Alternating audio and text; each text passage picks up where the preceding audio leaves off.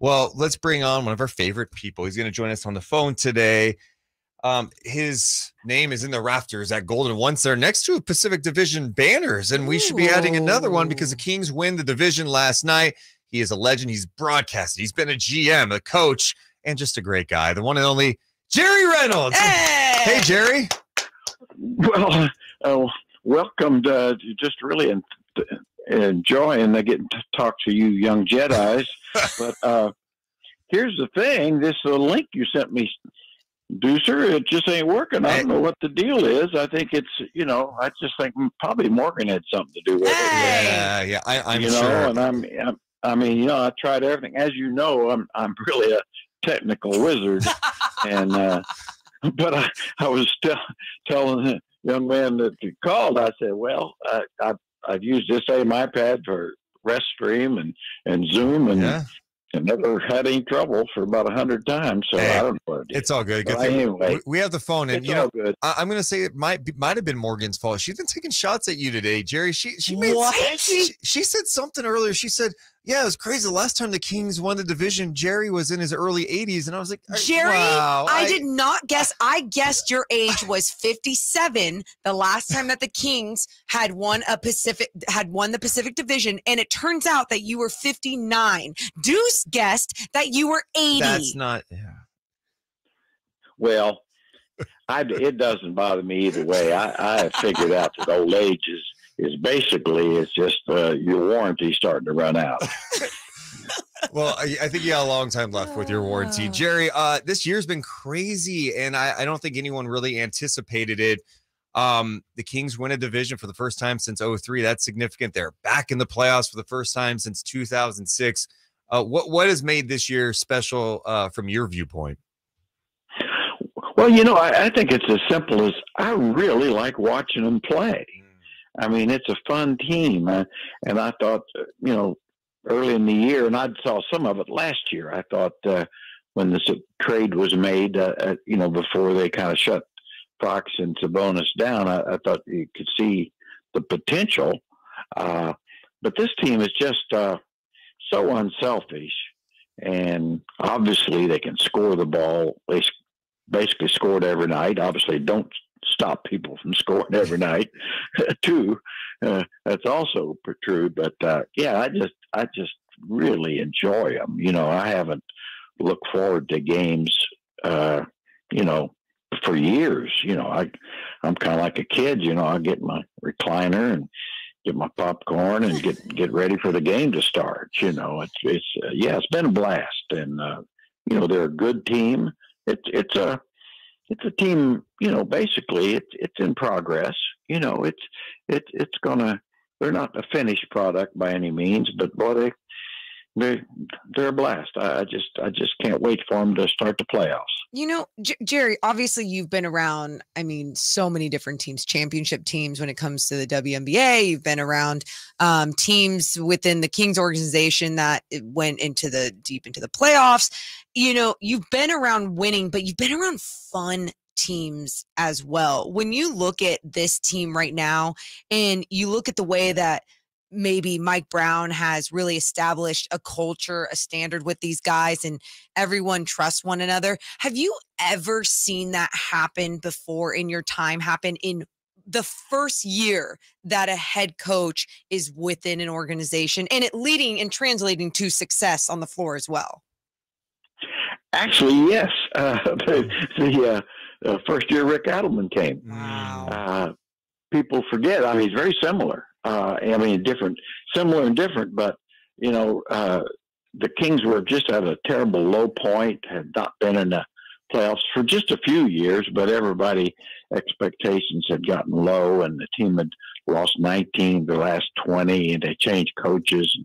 Blotty came as a free agent. The trade for Weber was made. Jay Will and Peja came as rookies, and the team, went 27-23 in a lockout shortened season, and then had the great playoff series with Utah. And to me, that was, and it was clear as it was one of those teams like this one. It was so much fun. Of course, Jay Will, it was ESPN highlights every night. and I think there's a lot of the same things. And I mean, not that they got there differently, but the chemistry on the team was great. The coaching was very creative, and certainly Rick wasn't as good in the media as Coach Brown, but they're both great coaches, and the players like playing for him. So, yeah, I'm old enough to remember another example, Yeah. by the way. So, and I think, and we saw what happened there each year. They got better. I always say you can't know what you need to do to get better till you get in the playoffs.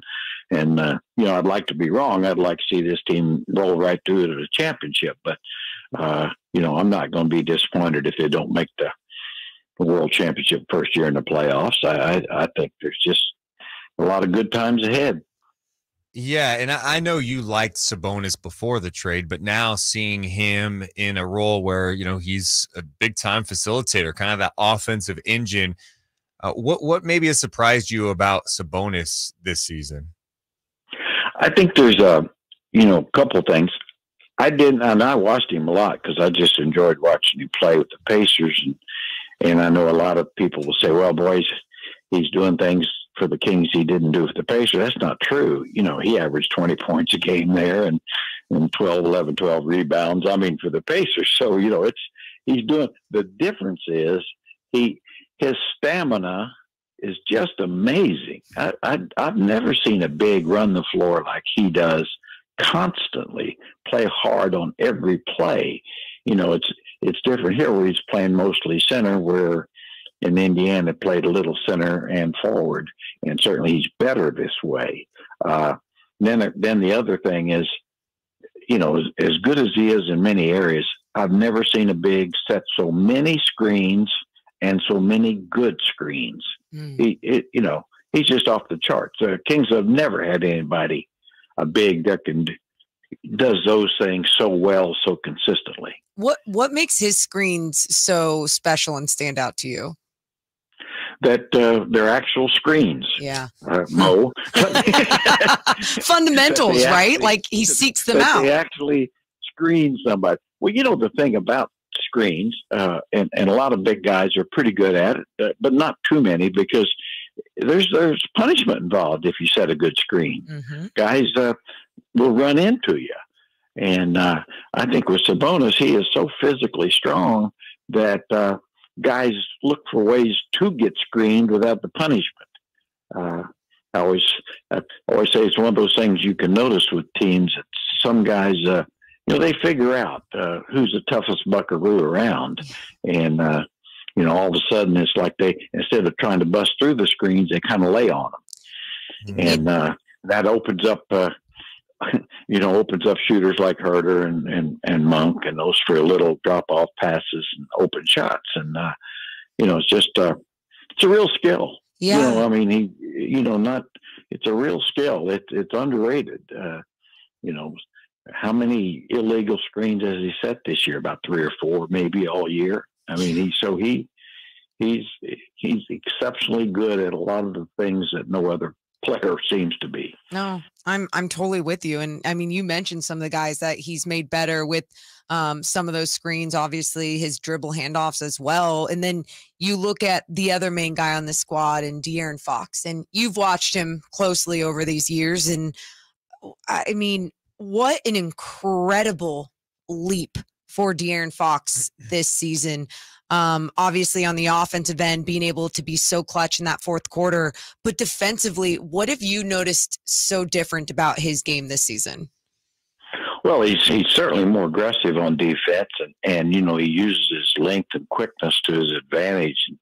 And, he's just better in every area. I'm really impressed with his rebounding. He goes and gets some good rebounds. And like you say, you have to be, impressed with his ability to get good shots pretty much whenever he wants. And that's factoring in the fact that teams know that they've got to try to stop De'Aaron.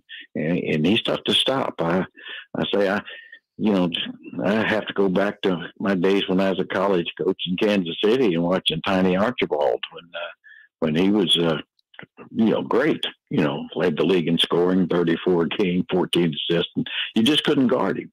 And that's the kind of way Fox is. I mean, as far as I'm concerned, Fox have a few more years like this, and he'd be a Hall of Famer too. But he's, I think the whole thing has just worked for De'Aaron this year. And it's no disrespect to Halliburton, because he was terrific, and it's a good move for Indiana. But the fit wasn't as good, and nobody to blame. It just wasn't as good as it is now, because De'Aaron can really focus on being more of a scorer, not worry about playmaking, because the biggest playmaker is in the center. And I think it's just it's really worked for both of them, because late in games, Domas knows that Fox is a guy to go get shots. Certainly, nobody else can do that on this team to that level. Jerry, what have you thought about the rookie Keegan Murray? Last night he surpassed his 200 made threes. There's only 5 guys in the league this year who have 200 made threes, plus being at 40+% from 3-point land. That's Steph, Clay, Buddy, Kevin Huerter, and now the rookie Keegan Murray. What has stood out to you about him? Well, he's a great shooter. Yeah. Number one, I loved him in college. I didn't know that he would be as good as he's been, But the thing I thought struck me is watching him in summer league. It seemed like every game he got better. He just got more confidence. He's not a thirsty kind of player, going to force shots, but started working a little harder to get them and take them. And then we've seen this year. I mean, watching him play in November and then December, every month he's gotten better, added a little bit to his game. He's gotten more aggressive. We all thought probably earlier in the year he was just too soft. And now we're seeing him block shots, step in passing lanes, get some good rebounds. He's with, in my mind, he's the second best rookie in the league. I mean, Banchero will get it because of stats and deservedly, because he has made Orlando 8-10 games better. So he deserves it. But there's nobody playing or more deserving than Keegan for the runner up to the rookie of the year. Jerry, what was it like the other day? You were at that really bad. I mean, I want to forget about the game. It was against the Spurs, but you were watching the game with a buddy, and they put a little video montage up there, and you got a standing ovation. Yeah, that was really a jolt, to be honest with you. I was just, Maury Gloucester, a good friend, had been kind of bugging me to go see a game with him. And I said, well, it better be an afternoon game. I don't like driving in the dark. And so so we did. And it was really nice to, run into some fans and have some visits with different fans and people like yourselves, and then just getting to see some good people, and that would have been enough for me. I wasn't expecting that. It was nice that the fans felt that way. I'm not sure why they do, but it's like Mrs. Reynolds said. I got home. She said, "Boy, when is this Jerry Fest going to end?" I said, "Well, it ended when I got home, I guess." Oh my God, you're a treasure, Jerry, and she knows it too. Okay, come on now. I mean, we have hung together about 55 years, so I guess there's some reason we're still together. I don't know. Well, Jerry, I thought it was a cool moment, and it was good. I'm sorry you had to see such a crappy game. They decided to put up that performance for you. I was like, what the hell was going on? Yeah, that was disappointing. San Antonio playing without probably 3 of their top 6 players. And I like Doug McDermott, but I don't know why he'd get 30 points on anybody. Yeah. He's a nice end of the rotation kind of player potentially. And then Champagne, or whatever his name was, it's like, my gosh, I thought we'd created Dominique Wilkins or something. But it's very disappointing. The whole thing about this team is, they're so hard to figure. They beat a good Pelicans team last night convincingly, after getting beat by a very bad San Antonio Spurs team. pretty, and they're better on the road than at home. Yeah. Who figures that? That's what I don't understand, Jerry, because the numbers too, the Kings on the road this year, and it's a big sample size. They're 8th in defensive rating on the road, but 29th at home. How do you figure that? I don't know that you can, other than, maybe the coaching staff just has a little more control of them, by being on the road. Invariably you're together more and spend more time together. I guess. I don't know. I mean, really, I've never seen like it. I always go back to the year, one year Dick Motta was coach, and they won as many home games as this year's team has. So they won 23 at home and 1 on the road. Wow. Now, I mean, how do you figure that? Right. You can't. But with a good team like this they have underachieved at home. I think that's true. I mean, you just expect an average team to win more games than they have at home, and of course, only the very best teams in the league win as many as they have on the road. So, no, I'm going to quit trying to figure it. It's just that let's just hope that that turns around here rather quickly here, because go to the playoffs. That's the idea, is to have home court advantage. And if you can't win at home, it's not an advantage. Right. Well, Jerry, it's always good catching up with you. I'm excited that the Kings are back in the playoffs, and you get to actually watch some Kings playoff basketball. I know you watch basketball no matter what, but seeing the Kings back in the playoffs for the first time since 2006, I can't wait. Me either. It's just going to be, it's a real joy, and I mean, as you guys know, I mean, you've been around a number of years, and with the bad times. And I think the big thing is that let's all just enjoy it and see where it goes. I'm just not going to get disappointed with this team. They've already given me more than I expected. And like I say, I'm just glad that some people like yourself get to really enjoy it. You deserve it. You've hung in there through the bad times, so enjoy the good times. We will, but don't take them for granted. We won't. We're soaking it all in, Jerry. I've been saying it since I realized that they were good. There is nothing like the come up, the rise, right? Because that you mentioned that 98-99 season, how special that was. Next year, it's not going to feel that same way. This has caught everyone by surprise. The beam is a thing. The vibes are just perfect. Next year, there's expectations. You just never know how it's going to play out. So just enjoy the moment for sure. You enjoy the moment. And as you're exactly right, though, the expectations will change. And some of the joy will be a little more couched because you're expecting great things. But, hey, if they can this team go on another 8-year run like we had back in the early 2000s, then I think it can. Got a great coach and great general manager and some young stars and why not? Why not? Yeah. Well, Jerry, we'll talk to you soon. Yeah, I'm sorry you couldn't see my beautiful face. I mean, I know we miss it, but I'm glad we got to see it on Sunday. Yeah. Well, I'm glad it was a real thrill for me to see you guys. And, that was a blast, and I appreciate the fans. I've always thought they overrated me a good bit, but I still appreciate it. Oh, Jerry, you're literally the best, and I'm so happy you got that moment. And we'll see you soon, hopefully.